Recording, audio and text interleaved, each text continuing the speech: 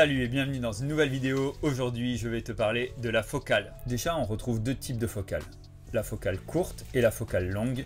Toutes deux se déclinent en zoom ou en focale fixe. Comment elles fonctionnent? Dans un objectif, on va retrouver un groupe de lentilles. Celle qui va nous intéresser, c'est la lentille centrale et la lentille du foyer.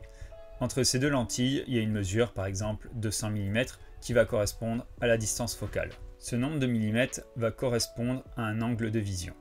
On a pris par référence la vision humaine, par exemple à 50 mm, on peut dire que l'objectif est égal à la vision que l'on a.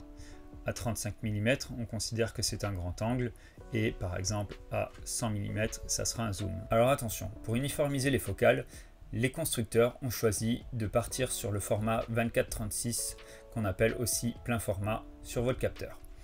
Donc il va falloir, si vous utilisez des capteurs APS-C, micro 4 tiers ou autres, connaître le coefficient multiplicateur afin d'avoir un ratio correct entre la focale utilisée et votre capteur. Par exemple, sur un capteur en 24-36, un 50 mm restera un 50 mm.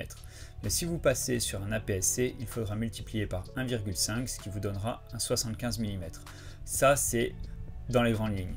Il faut vraiment vous renseigner car certains constructeurs, comme Canon par exemple, eux, il faut multiplier par 1,6. Donc renseignez-vous sur le coefficient multiplicateur correspondant à votre capteur. Une autre mise en garde, certains constructeurs ont créé des objectifs adaptés directement pour les micro 4 tiers ou les APS-C ou autres.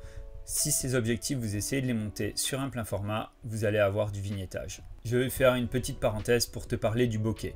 Il est fortement apprécié quand on utilise une faible profondeur de champ avec une grande ouverture. Une idée reçue est que plus on a une focale longue, plus le bokeh sera joli. C'est complètement faux et je vous invite à faire l'expérience. Vous vous munissez de deux objectifs, une focale courte et une focale longue. Vous faites les deux mêmes photos avec un sujet à égale distance de votre appareil. Et en post-production, je vous invite à zoomer sur la focale courte pour vous apercevoir que les deux focales vous donnent un aspect exactement identique sur votre bokeh. Cette vidéo est maintenant terminée, je t'invite à mettre un like si elle t'a plu.